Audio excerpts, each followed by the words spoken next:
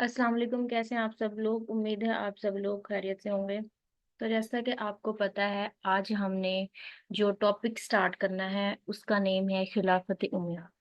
ये जो टॉपिक है ये आपका इस्लामिक हिस्ट्री में भी काम आएगा, उसके अलावा पाकिस्तान हिस्ट्री में भी हम इसको जो है वो पढ़ते हैं। तो आपको पता है कि जितने भी टेस्ट होते हैं उसमें ये जो पाकिस्तान हिस्ट्री, आप इस्लामिक हिस्ट्री भी कह दो, यहाँ से काफ़ी एमसीक्यूज जो है वो आते हैं। तो हम क्या करेंगे, हम खिलाफत उमैया यानी पाकिस्तान हिस्ट्री को शुरू से स्टार्ट करेंगे और एंड तक जो है ना वो इसको कवर करेंगे। जितना भी इसमें इंपॉर्टेंट चीजें होंगी या जो पॉइंट्स हमने करने हैं वो मैं सब आपको साथ साथ जो है वो बताती जाऊंगी। तो खिलाफत उमैया जो है ये आपने छोटी क्लासेस की बुक में भी पढ़ा होगा, ज़ाहिर बात है आप खुद भी पढ़ के आए हैं। तो खिलाफत उमैया जो है वो स्टार्ट हुई थी 661 से लेके 750 एडी तक। याद रखिएगा, आपने इसका सन जो है ये याद रखना है। ये वाली चीज ये इंपॉर्टेंट है, ये अक्सर एमसीक्यूज में आती है। किसी भी खिलाफत का वो नाम दे सकता है और पूछता है कि उसका ड्यूरेशन क्या है। तो ड्यूरेशन आपके लिए इंपॉर्टेंट है। तो ये 661 से लेके 750 एडी तक चलेगी। एडी की जगह पर यहाँ पर सीईबी जो है वो लिखा जा सकता है। तो दोनों का मतलब जो है वो सेम होता है, इस पर आपने कंफ्यूज नहीं होना। उसके अलावा यहाँ पे आप देख रहे हो कि मैंने एक ट्री टाइप जो है वो डायग्राम बनाई हुई है जिसमें मैंने उमिया लिखा हुआ है। हजरत उमिया थे, उनके दो बेटे थे, एक अबुल आस थे और एक का नाम हर्ब था। फिर उसके बाद अबुल आस जो है, ये देख रहे हो कि इसकी जो ब्रांच है ट्री की वो यहाँ पे जा रही है। और जो हर्ब है, हर्ब का जो बेटा था उसका नाम जो है वो सखर था। फिर सखर के भी तीन बेटे थे, एक का नाम यजीद, एक मुआविया था और एक जो है वो उम्मे हबीबा था। और अबुल आस के भी जो है वो बेटे थे, उनका नाम क्या था, अफान है। यहाँ पे आप देख रहे हैं अफान लिखा हुआ है। और ये जो आप येलो कलर से हाईलाइट किया हुआ देख रहे हैं, तो ये आपके पास खिलाफत उमैया के जो है ये हुक्मरान थे। तो जितने भी हुक्मरान थे मैंने उन सबको जो है येलो कलर से हाईलाइट किया ताकि आपको ये चीज याद रहे। तो खिलाफत उमैया को सबसे पहले जिस हुक्मरान ने स्टार्ट किया था उनका नाम था अमीर मुआविया। इसके ऊपर आप देख रहे हैं नंबर 1 लिखा हुआ है। तो सबसे पहले जो हुक्मरान बने थे वो अमीर मुआविया बने थे, या आप इसे ये भी कह सकते हैं मुआविया 1, क्योंकि आगे भी अगेन मुआविया आएंगे तो हम उन्हें मुआविया 2 कहेंगे। तो मुआविया 1 के नाम से जो है आप इसको याद रख सकते हैं। तो ये ट्री आपने लाजमी याद करना है कि सबसे पहले जो थे वो अमीर मुआविया 1 थे। और वो किसके बेटे थे, सखर के बेटे थे। ठीक है। फिर अमीर मुआविया के बाद उनके बेटे यजीद, ये यजीद लिखा हुआ है यहाँ पे भी, आप ये कह सकते हो यजीद 1, क्योंकि आगे भी अगेन जो है वो यजीद आएगा। तो यजीद जो है उनके बेटे जो कि अमीर मुआविया के बेटे थे यजीद। उसके बाद यजीद 1 जो है वो क्या बने थे, हुक्मरान बने थे खिलाफत उमैया के। ठीक है, जिसपे मैंने देखिए सेकंड भी लिखा हुआ है। उसके बाद थर्ड नंबर पे जो हुक्मरान बने थे वो थे अमीर मुआविया 2, जहाँ पे अब आप 2 का जिक्र करेंगे। ठीक है, फर्क है इन सब में। ये जो है किसके बेटे थे, यजीद के बेटे थे, जबकि ये किसके बेटे थे, सखर के बेटे थे। तो इस तरीके से आपने जो है इनके नेम को याद रखना है। तो सबसे पहले कौन बने थे, मुआविया बने थे। मुआविया के बाद जो है वो यजीद 1 बने थे। ठीक है, जो अमीर मुआविया बने थे उसका आपने सन ऑफ हिजरी भी याद रखना है। 661 से लेके 680 तक जो ड्यूरेशन था वो आपके पास अमीर मुआविया का था। 661 से लेके 680 तक। मैंने नीचे भी वैसे इस चीज को डिफाइन किया हुआ है ताकि आप इसको अच्छे से याद कर सकें। उसके बाद सेकंड नंबर पे जो बने थे वो यजीद 1 बने थे। इनका जो ड्यूरेशन था वो 680 से लेके 683 तक था। यानी इन्होंने सिर्फ 3 साल ही हुकूमत की थी। इसके बाद यजीद के बेटे थे मुआविया 2, वो बने थे, जिस पर आप देखिए मैंने 3 का नाम दिया। जो तीसरे हुक्मरान थे उमिया दौर के, वो आपके पास मुआविया 2 थे। और इनके बारे में जो है वो मौर्रिखीन ये लिखते हैं कि ये जो है तकरीबन इन्होंने कुछ दिन ही हुकूमत की थी। तकरीबन 20 से 25 दिन जो है इनका सिर्फ टाइम रहा था हुकूमत करने का। फिर उसके बाद जो है वो उनके कोई रिलेटिव थे, मतलब उनकी ही शाख में से उनके कोई रिलेटिव थे, वो बन गए थे। जो कि यहाँ पे आप देख रहे हैं मरवान 1 है, जिस पर मैंने 4 का नाम लिखा है। और मरवान 1 कहाँ से आ रहे हैं, देखें, अब्दुल आज के बेटे अफान थे। फिर उसके बाद और हुक्म भी थे, फिर हुक्म के बेटे मरवान 1 थे। यानी मुआविया ने अपने कजन मरवान 1 को जो है वो हुकूमत की सरबराही दे दी थी। तो यानी आपके पास जो चौथे हुक्मरान थे वो कितने, वो कौन था, मरवान 1 था। टोटल याद रखिएगा 14 जो है वो हुक्मरान आए हैं अमीर मुआविया के दौर में। तो जो मरवान 1 है, 1 भी इसलिए है, इसलिए मैंने कहा है क्योंकि जो सबसे आखिरी हुक्मरान है उनका नाम जो है वो मरवान 2 है। यहाँ पे आप देख रहे हैं ये सबसे लास्ट हुक्मरान है। तो इस वजह से मरवान 1 जो है वो चौथे हैं। मरवान 1 के बाद उनके दो बेटे थे, एक अब्दुल मलिक था और दूसरे जो उनके बेटे थे, यहाँ पे अब्दुल मलिक भी थे और अब्दुल अजीज भी थे। तो दो इनके बेटे थे। फिर मरवान वन के बाद आप देखें, इनके बेटे अब्दुल मलिक, अब्दुल मलिक जिस पे मैंने फिफ्थ लिखा हुआ है, तो अब्दुल मलिक जो है उन्होंने सरबराही संभाली थी। तो जो पांचवें हुक्मरान थे वो अब्दुल मलिक बने थे। फिर अब्दुल मलिक के बाद इनके बेटे थे वलीद बिन अब्दुल मलिक। तो उसके बाद जो है ये वलीद, जिस पे आप नंबर 6 देख रहे हो लिखा हुआ है, तो वलीद बिन अब्दुल मलिक जो है इसके बाद ये हुक्मरान बन गए थे। फिर वलीद के बाद इनके भाई थे सुलेमान। तो सुलेमान बिन अब्दुल मलिक जो है वो सातवें खलीफा बने थे। उसके बाद सातवें के बाद जो सबसे आठवें नंबर पे बने थे वो उमर बिन अब्दुल अजीज थे। उमर बिन अब्दुल अजीज के बारे में तो आपने वैसे ही बहुत सुना होगा। तो इसके बारे में हम छोटी क्लासेस में चैप्टर में पढ़ते आ रहे हैं, इसको हम बाद में डिटेल से हर हुक्मरान को डिस्कस भी करेंगे कि किस किसने अपने दौरे खिलाफत में जो है वो क्या क्या काम सर अंजाम दिए। उमर बिन अब्दुल अजीज जो है वो आठवें नंबर पे थे।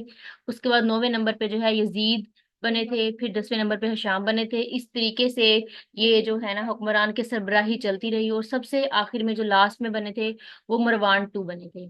अब सबसे अहम बात आपने याद रखनी है, सबसे फर्स्ट वाले का और लास्ट वाले का ये आपको नेम तो पक्का पक्का आने चाहिए, ठीक है। सबसे पहले आपको पता है अमीर मुआविया थे, जो फंडर थे इसके अमीर उमैया दौर के, वो आपके पास अमीर मुआविया थे। और सबसे लास्ट में आहिस्ता आहिस्ता ये जो है खिलाफत जो थी वो कमजोर होती गई, और मरवान टू जो थे वो सबसे लास्ट हुक्मरान बने थे। इसके बाद जो है वो जंग हुई थी, और जंग के बाद जो है वो अब्बासियों का दौर हुकूमत स्टार्ट हो गया था, यानी अब्बासी दौर के जो रूलर्स थे वो आने स्टार्ट हो गए थे। तो अब हम क्या करते हैं, वन बाय वन इन सब हुक्मरान के बारे में डिस्कस करते हैं। तो इस्लामी तारीख थोड़ा सा देख लें यहाँ पे। हजरत उस्मान को तकरीबन 656 एडी में जो है वो शहीद कर दिया गया था। इसके बाद जाहिर बात है मुसलमानों का फितना स्टार्ट हो गया, लोगों ने आपस में जो है जंगें स्टार्ट कर दी थी। तकरीबन आप ये समझे सारी जो खिलाफत थी उसका जो है वो हशर नशर हो गया था, बिल्कुल सब कुछ बिगड़ गया था।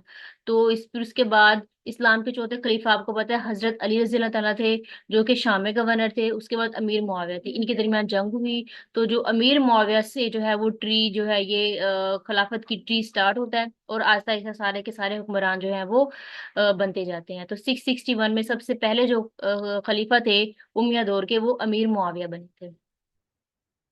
फिर मैंने वन बाय वन जो है सारे हुक्मरान के बारे में डिस्कस किया है। पहले पहले आपके पास जो है वो अमीर मुआविया हैं, आपने इनका जो ड्यूरेशन है टाइम का वो याद रखना है। 661 से, क्योंकि ये फंडर थे तो 661 से स्टार्ट होगा, और एंड कब होगा 680 पर। इनका जो ड्यूरेशन है हुकूमत करने का वो यहाँ पे एंड होगा 661 से लेके 680 एडी तक, ठीक है। अमीर मुआविया किस तरह के हुक्मरान थे, जब पहले दौर चल रहा था हजरत उस्मान का, हजरत अली का, तो तब जो दारुल खिलाफा था वो उस टाइम पे कूफा था, ठीक है। लेकिन अब जैसे अमीर मुआविया ने सल्तनत संभाली, इन्होंने दारुल खिलाफे को चेंज कर दिया, तो कूफा से जो है वो दमश्क या शाम, जो दारुल खिलाफा है उस टाइम पे चेंज हो गया था, और चेंज होकर क्या बन गया था, शाम बन गया था। आप इसे दमश्क भी कह सकते हो या सीरिया भी कह सकते हो, आपकी मर्जी है। तो इन तीनों ऑप्शंस में से जो भी हो आपने उस पर टिक लगा देना है। तो एमसीक्यू जैसे बनेगा कि उमर दौर के सबसे पहले एक हुक्मरान कौन थे, ये बन सकता है। उसके अलावा उनका टाइम ऑफ ड्यूरेशन क्या है वो बन सकता है। तीसरा वो ये पूछ सकता है कि उस टाइम पे जो दारुल खिलाफा था वो कौन सा था, तो वो शाम था, ठीक है। कूफा नहीं था, शाम में उस टाइम वो तब्दील हो चुका था। उसके अलावा हुआ ये था कि जब उन्होंने अपने दारुल खिलाफा को चेंज कर दिया था शाम की तरफ, तो वहां पे उन्होंने अपने दारुल खिलाफा में, आपको पता है वहां पे दरबार होते हैं जहाँ पे लोग बैठते हैं, तो उन्होंने अपने एरिया में बिल्कुल भी लोगों को ज्यादा ओहदे नहीं दिए थे। मतलब लोगों का वहां पे आना जाना जो है वो बहुत कम था। तकरीबन मदीना मक्का तक जो है वही लोग रहते थे, वहीं तक ही लोग महदूद थे, आगे जो है ये किसी को नहीं आने देते थे। तो जिसकी वजह से जो है ना वहां पे उनका ये जो ज्यादा ओहदा है ये चल नहीं सका था। फिर उसके बाद उनकी इनकी वफात के बाद जो दारुल हुकूमत है वो यजीद वन को दे दिया गया था। उन्होंने जो सारी हुक्मरानी संभाली और खिलाफत को अच्छे से जो है ये चलाया। इनका ड्यूरेशन कितना है, सिर्फ 3 साल है, 680 से लेके 683 तक। सिर्फ और सिर्फ आप देख रहे हो उन्होंने जो है वो 3 साल हुकूमत की थी। तो अमीर मुआविया ने अपनी सल्तनत जो थी, खिलाफत थी, वो किसको दे दी, यजीद वन को दे दी थी। और असल में हुआ ये था उस टाइम पर कि यहाँ पे ना जंगे भी इनकी काफी हो रही थी, क्योंकि जो हमारे पास ये थे अमीर मुआविया थे, इन्होंने काफी जो है जंगों को रोकने में काफी जो है अहम किरदार अदा किया था। इन्होंने बहुत सी बगावतें रोकी थी। लेकिन जब यजीद वन बने थे तो उस टाइम फिर मुसलमानों को जो है मुसलमानों को ये चीज उनकी पसंद नहीं आई थी, क्योंकि जब ये लोग खिलाफत देते थे एक दूसरे को, तो उन्हों, उन्हों, तो उनका पास ये रूल था कि हजरत हुसैन थे ना वो बैयत लेते थे। बैत लेते थे। फिर बैत लेने के बाद जो बंदा सिलेक्ट होता था, यानी आप समझे वोटिंग होती थी वहां पे, तो वोटिंग के बाद जो बंदा उनको पसंद आता था वो उसको रखते थे, हुक्मरान बनाते थे। लेकिन यजीद वन को जो है वो जबरदस्ती हुक्मरान जो है वो बना दिया गया था। इन्होंने हजरत हुसैन से भी बैत लेने से मना कर दिया था। तो जिसके नतीजे में हजरत हुसैन और यजीद वन के दरमियान में जो है वो लड़ाई हो गई थी, जिसे हम यौम आशूर कहते हैं, इसके नाम से जानते हैं। और उसमें आपको पता है कितने लोग, तकरीबन 72 के करीब जो लोग थे वो मरे थे वहां पे, मुसलमान थे सबके सब। तो यजीद वन ने हजारों लोगों को मक्का मदीना में कत्ल किया था। और बस 3 साल हुकूमत करने के बाद जो है इनका इंतकाल हो गया। फिर उसके बाद जो तीसरे हुक्मरान बने थे वो मुआविया टू बने थे। पहले मुआविया वन था, ये मुआविया टू है। इन्होंने सिर्फ कुछ डेज ही हुकूमत की थी। तकरीबन लोग कहते हैं कि 20 दिन सिर्फ ना इनकी हुकूमत चली थी, इसके बाद जो है वो इनका इंतकाल हो जाता है। और इनकी इनकी जो हुकूमत थी वो आगे चल नहीं पा रही थी, क्योंकि इनकी कोई औलाद नहीं थी। जब इनकी औलाद नहीं थी, जाहिर बात है उनके बेटे तो बन नहीं सकने थे। तो उन्होंने अपने कजन को जो है वो बना लिया था, खलीफा बना दिया था, जिनका नाम मरवान वन था। ठीक है, जो मरवान वन थे। अब ये आपको पता है इन्होंने खिलाफत संभाली, इनका जो ड्यूरेशन है वो 684 से लेके 685 तक है। आप देख रहे हो सिर्फ और सिर्फ इन्होंने भी कितने देर हुकूमत की, 1 साल हुकूमत की। ये जितने भी हुक्मरान गुजरे हैं, इन्होंने ये इतने खास जो है वो फेमस नहीं थे, यानी इन्होंने कोई अच्छे काम नहीं किए थे। ये लोग इनकी मिसालें नहीं देते, कोई ऐसी चीज उन्होंने ऐसा काम नहीं किया था कि जिससे जो है वो मुसलमान जो है वो खुश हों। लेकिन जो उमर बिन अब्दुल अजीज जब आएंगे तो इन्होंने बहुत अच्छे अच्छे काम किए हैं। तो मरवान वन के बारे में ये है कि जो मरवान वन था उसने जो जंगें चल रही थी, पीछे से बगावतें हो रही थी, लोग एक दूसरे के खिलाफ थे, खाना जंगी की जंगें चल रही थी, तो उन्होंने जैसे खिलाफत संभाली, इन्होंने सबसे पहले तो यही प्लान बनाया कि इन जगहों को खत्म कर दिया जाएगा। ठीक है, क्योंकि जो मरवान वन थे वो हजरत उस्मान के सेक्टर के तौर पे पहले काम करते रहे थे। उन्हें इस चीज का आइडिया था कि हुकूमत को जो है वो कैसे चलाना है और कैसे जंगें जो है वो खत्म करनी है। ये थोड़े से इंटेलिजेंट किस्म के जो है हुक्मरान थे। और इनके दौर में जंगें हुई थी, क्योंकि इन्होंने बगावतों को खत्म किया था, इस वजह से जंगें इनके टाइम पर बहुत हुई थी। और जब जंगें हुई थी तो इनके हाथ में जो है वो बहुत सारा सोना चांदी हीरे जवाहरात जो है इनके हाथ आ गए थे। तो ये सारे हीरे जवाहरात लेके अपने जो है अपने मुल्क में आ जाते हैं। और जिसकी वजह से इनको जो है तमाम हुक्मरानों में सबसे अमीर तरीन हुक्मरान भी कहते हैं, क्योंकि इन्होंने इन्होंने बगावत खत्म की थी। और जब आपको पता है लड़ाई झगड़े या जंग वगैरह होती है तो वहां पे इनको बहुत सारा जो है वो सोना चांदी हीरे जवाहरात मिलते हैं। तो ये सारे जो है वो अपने इलाके में लेके आ गए थे, जिसकी वजह से इनको ना अमीर तरीन हुक्मरान में जो शुमार किया जाता है। एमसीक्यूज पूछा जा सकता है कि उनमें दौर में सबसे अमीर तरीन हुक्मरान कौन से थे, तो वो मुआविया वन है। और उनका जो ड्यूरेशन है वो ये है 684 से 685 तक। ये इन्होंने सिर्फ 1 साल जो है वो हुकूमत की। अब ये एमसीक्यूज पूछा जा सकता है कि हजरत उस्मान के सेक्रेटरी जो है वो अमीर मुआविया के दौर में हजरत उस्मान के सेक्रेटरी के तौर पे कौन से जो खलीफा थे उन्होंने काम किया था, तो मरवान वन का नाम आपको पता होना चाहिए। फिर उसके बाद जो है वो अब्दुल मलिक थे। जो 5वें नंबर पे बने वो अब्दुल मलिक बने। उनका जो टाइम ऑफ ड्यूरेशन है वो 685 से लेके 705 तक है। देखिए इनका जो ड्यूरेशन है काफी लंबा रहा है इनका। ठीक है, तो इसके बाद क्या था, ये जो अब्दुल मलिक थे ये हुक्मरान बन गए थे। अब ये थोड़े से इंटेलिजेंट किस्म के बंदे थे। इन्होंने जो है अपनी खिलाफत में आते ही जदीद जदीद किस्म की ना चीजें मतलब इजाद की। उसके अलावा इन्होंने उनका जो पूरा रहने सहने का तरीका था उसको चेंज किया, यानी इन्होंने काफी जो है वो नत नई चीजें यहाँ पे इजाद की। और इनके दौर में सबसे अहम बात यह है कि 688 में ना मस्जिद अक्सा का गुम्बद बनाया गया था, यानी मस्जिद अक्सा का गुम्बद पहली बार जो है वो इनके दौर में बनाया गया था। एमसीक्यू आ सकता है कि मस्जिद अक्सा का गुम्बद जो है वो कब बनाया गया और कौन से खलीफा के दौर में बनाया गया, तो अब्दुल मलिक के टाइम पे। और ये टाइम भी आपने याद रखना है 688 में, ये इंपॉर्टेंट एमसीक्यूज है। तो ये मस्जिद अक्सा जो है वो बनाई गई थी इन्हीं के दौर में, इन्होंने मतलब काफी अच्छा ये काम किया था।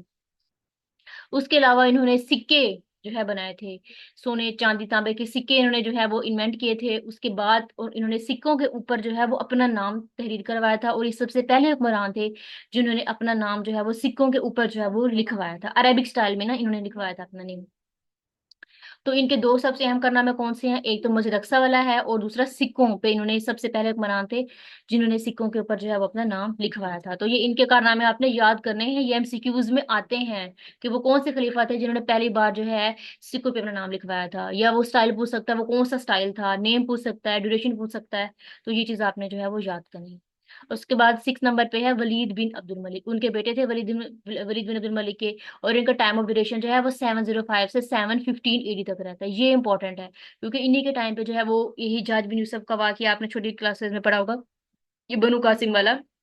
तो ये जो वाकया था ना ये इन्हीं के दौर में होता है। वलीद बिन अब्दुल मलिक के दौर में। ये जो वलीद बिन अब्दुल मलिक थे ये काफी अच्छे किस्म के इंसान थे। तो जैसे इन्होंने हुकूमत संभाली थी, इन्होंने सबसे ज्यादा जो इनका मेन पॉइंट था फोकस करने का, वो चीजों को फतह करना था, मुल्कों को फतह करना था। तो इन्होंने जैसे हुकूमत संभाली, फटाफट से इन्होंने अपने आसपास के इलाकों पर ना कब्जा करना स्टार्ट कर दिया था। मतलब इन्होंने जंगें लड़ी और बहुत सारे इलाका जो है ना, इन्होंने सब में इस्लाम फैलाया, सारे इलाकों को इन्होंने आजाद किया। और इनका सबसे अच्छी बात ये थी कि ये जैसे जैसे मुल्कों को फतह करते जाते थे, वहां साथ साथ जो है ना वो अपने जर्नेल को बिठाते जाते थे।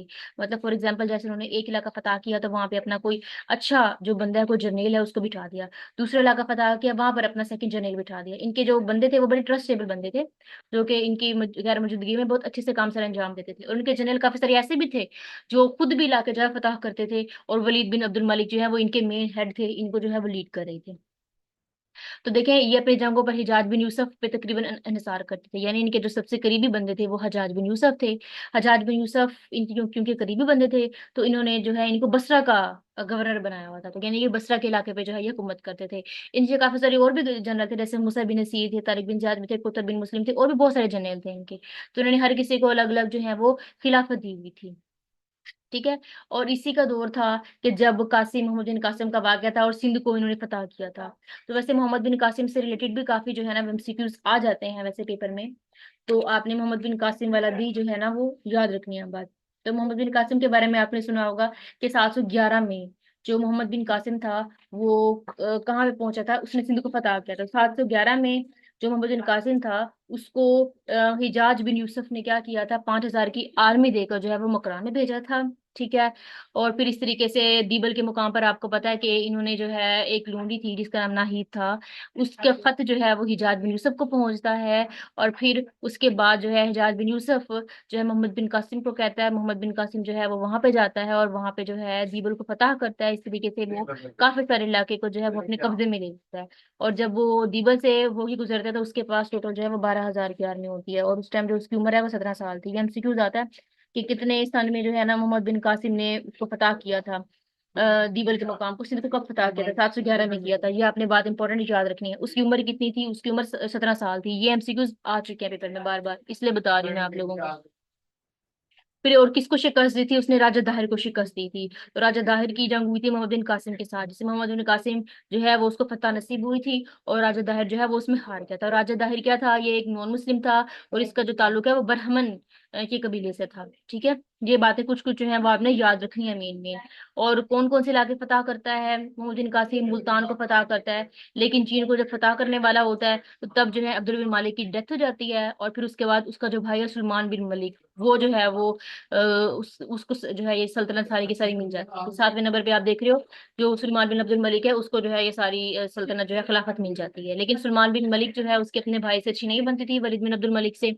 तो वो क्या करता है, जितने के जितने भी गवर्नर थे उन सबको जो है अपनी पोजीशन से वापस बुलवा लेता है, और किसी को जिला वतन कर देता है, किसी के साथ बहुत ज्यादती करता है, और किसी को कहता है कि तुम भीख मांगो और अपनी सारी की सारी जो तुम्हें मिलते हैं पैसे वगैरह वो हमारे सरकारी खजाने में जमा कराओ। इस तरीके से किसी को कत्ल भी करवा देता है। मोहम्मद बिन कासिम को उसने जेल में जो है वो बंद करवा दिया था। फिर उसके बाद उसको वो वहीं पे जो है मोहम्मद बिन कासिम की डेथ हो जाती।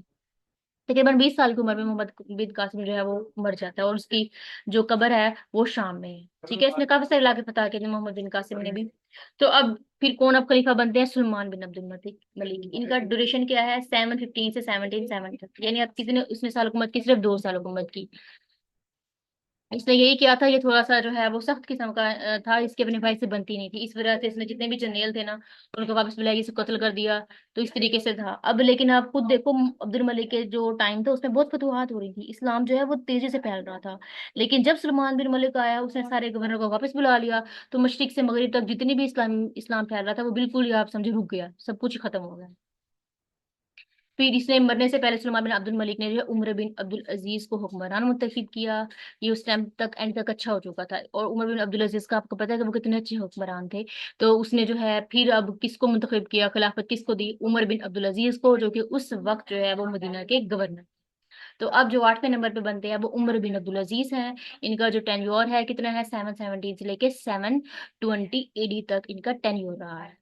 अब इनका सेकंड नेम क्या है, हजरत उमर को जो है वो उमर सानी भी कहा जाता है, ये इनका टाइटल है। तो इन्होंने बहुत अच्छे काम किए थे। इन्होंने देखिए करप्शन खत्म किया था। आपको पता है कि उनके दौर में जो है बिल्कुल भी चोर चकार ये नहीं होता था बिल्कुल भी। लेकिन वो बहुत अच्छे थे, मुत्तकी थे, परहेजगार थे। लेकिन हो ये रहा था उनके टाइम पे कि वो इतने अच्छे अच्छे काम कर रहे थे, तो लोगों को ये बात हजम नहीं हो रही थी, वो लोग उनके खिलाफ होते चले गए थे, जिसकी वजह से उनका ही अपना जो है वो एक नौकर था, वो उनको क्या कर देता है, उनको जहर दे के जो है वो मार देता है। तो उमर बिन अब्दुल अजीज की वफात जो है वो इस तरीके से होती है। लेकिन ये भी देखें कि उन्होंने अपनी सल्तनत में जो है वो तालीम लाजमी करवाई थी। उनकी आमदनी 50,000 तकरीबन सलाना दिनार थी, लेकिन उन्होंने जैसे ही वो खलीफा बने उन्होंने सब कुछ जो है बैतुल माल में दे दिया। तो फिर एंड में जाके यही होता है कि उनका गुलाम जो है वो उनको जहर दे के जो है वो मार देता है। इसके बाद काफी सारे हुक्मरान जो है वो तरतीब से आते गए, लेकिन हम ज्यादा हर चीज के बारे में डिस्कस नहीं करेंगे। जो एग्जाम के हवाले से इंपॉर्टेंट है हम जस्ट उसको करना है, जो पेपर में जो है वो पूछता है। तो सबसे पहले इसको थोड़ा सा रिवाइज कर लेते हैं। टोटल जो है उमैया दौर में कितने हुक्मरान हैं? 14 हैं। ये आपसे पूछ सकता है कि कितने हैं टोटल। तो उमैया डायनेस्टी में कितने रूलर्स हैं? 14 रूलर्स हैं। पहला अमीर मुआविया, फिर उसके बाद यजीद वन, फिर मुआविया टू, फिर मरवान, मरवान के बाद अब्दुल मलिक है, अब्दुल मलिक के बाद वलीद बिन अब्दुल मलिक है, फिर सुलेमान बिन अब्दुल मलिक है, फिर उमर बिन अब्दुल अजीज है। इस तरीके से यजीद टू था, फिर शाम है, और सबसे लास्ट में जो है वो मरवान टू है। इसके बाद अब्बासी दौर हुकूमत शुरू हो जाता है। अब एंड में ये होता है कि जब मरवान टू होता है उस तरीके, तो तब ये होता है कि ना इनकी सल्तनत बहुत ज्यादा कमजोर हो जाती है। फिर उसके बाद एंड में जो है वो जंग होती है, ज़ाब की जंग, जो कि 750 में होती है। तो जब मुसलमान जाहिर बात है उस टाइम तक वीक हो चुके थे, तो तब जो है वो अब्बासियों का फिर दौर हुकूमत शुरू हो जाता है। तो जंग में जो है ये हार जाते हैं अमीर मुआविया वाले, और अब्बासी के जो लोग हैं वो जंग जीत जाते हैं। तो फिर 750 से ऑनवर्ड जो है वो बासियों का दौर हुकूमत स्टार्ट होता है। इसको हम नेक्स्ट लेक्चर में जो है वो डिस्कस करेंगे। अगर आपको इससे कोई क्वेश्चन है तो मुझसे पूछ लें।